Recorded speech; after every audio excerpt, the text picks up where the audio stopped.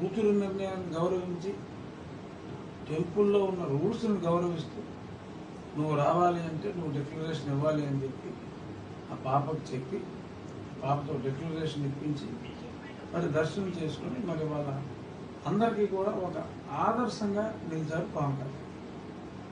మరి రేపో మరి జగన్మోహన్ రెడ్డికి భగవంతుడి నుంచి పిలుపు వస్తే మరి ఈసారి వెళ్ళినప్పుడు చక్కగా పవన్ అన్న బాటలో ఆయన కూడా ఒక డిక్లరేషన్ ఇచ్చి ఆ భగవంతుని దర్శనం చేసుకోవాలని చెప్పి మనస్ఫూర్తిగా కోరుకుంటున్నాం.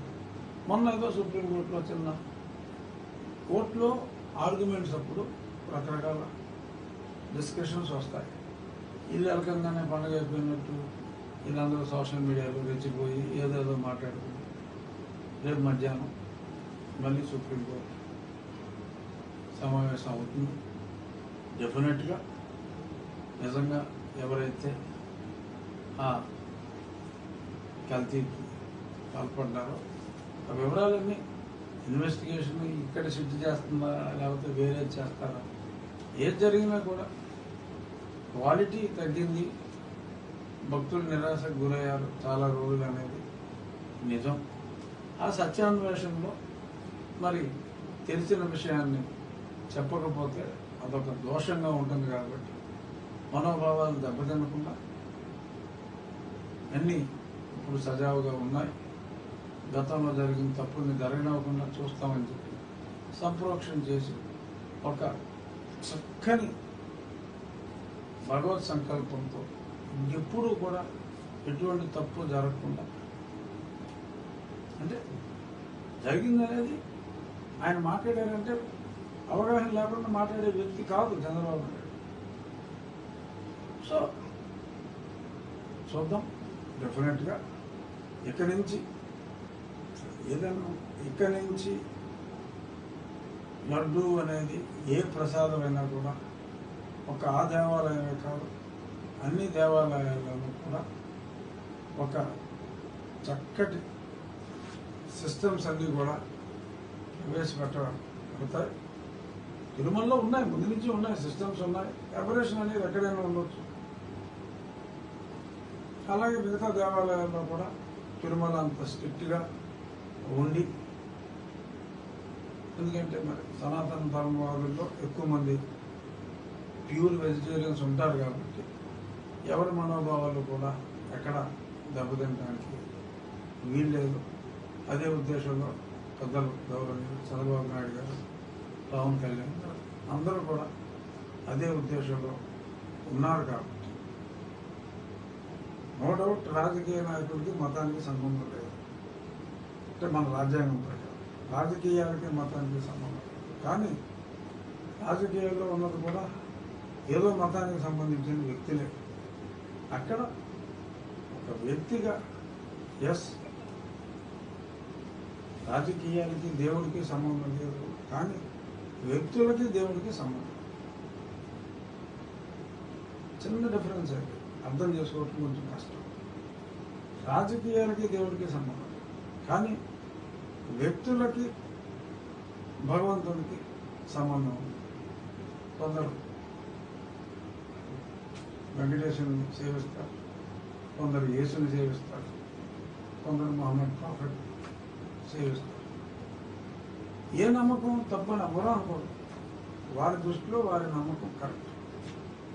సో ఈ దేవాలయంలో ఎటువంటి దోషమో జరగకూడదు అని చెప్పి ఒక వ్యక్తిగా కోరుకున్నవారు ఎంత ఉన్నత పదవిలో ఉన్నప్పటికీ కూడా ఢిల్లీకి రాజైనా తల్లికి బిడ్డలాగా ఎంత గొప్ప పదవిలో ఉన్నా కూడా వారు విశ్వసించే మతానికి సంబంధించిన దేవుడికి దాసులే. సో వారి దృష్టిలో జరిగిన దోషాన్ని నివృత్తి చేసుకోవటం డెఫినెట్గా తప్పు కాదు. రాజకీయ నాయకుడిగా మాట్లాడితే తప్పు. ఒక భక్తునిగా ఆ మతానికి సంబంధించిన వ్యక్తిగా ఎటువంటి దోషము ఉండకూడదు. సంప్రోక్షణ అనేది మన దేవాలయంలో నిత్యం జరిగేది. ప్రతి ఆ, దీనికి ఏంటది మన గ్రహణానికి ఎందుకు చేస్తాం? సంప్రోక్షణ చేస్తారు కదా దేవాలయాల్లో. అలాగే ఆ సంప్రోక్షణ కార్యక్రమం చేయడంలో ఎటువంటి తప్పు లేదు. సో కాబట్టి ఎనీహో న్యాయస్థానాన్ని ఎవరు తప్పుపడడానికి వీలు లేదు. న్యాయస్థానాన్ని ఎవరైనా గౌరవించాల్సింది. సో రేపు డెఫినెట్గా వీళ్ళు సాక్షి వాళ్ళు సంకలు కొట్టుకోవాల్సిన అవసరం ఏమీ ఉండదు. ఏ తీర్పు వచ్చినా అందరూ గౌరవించాల్సింది. ఎవరైనా చెప్పేది ఏంటి? భక్తుల మనోభావాన్ని గౌరవించమని, భక్తుల మనోభావాన్ని భంగపరచొద్దని ఒట్టైనా అదే చెప్తుంది.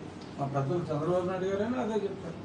భక్తుల మనోభావాలు దెబ్బతినకూడదు. మరి సంప్రోక్షణ చేశారా అని ఎవరన్నా అడిగితే ఏం చెప్పాలి? సంప్రోక్షణ చేయాలి. సంప్రోక్షణ ఎందుకు చేసావని అడిగితే ఏం చెప్పాలి? ఎందుకు చేశారో చెప్పాలి.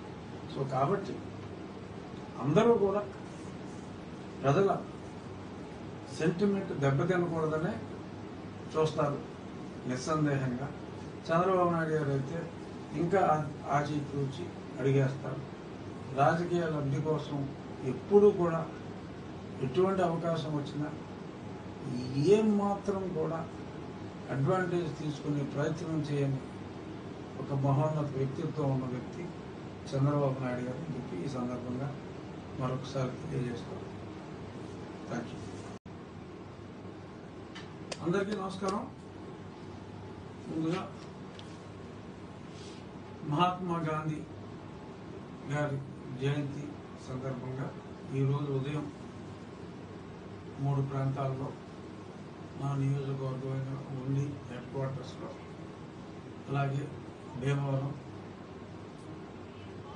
మున్సిపల్ ఆఫీస్లో కలెక్టర్ గారు, కేంద్ర మంత్రి, ఇతర ఎమ్మెల్యేలు అందరూ కలిసి ఆ కార్యక్రమంలో స్వచ్ఛ హీ సేవతో కలిసి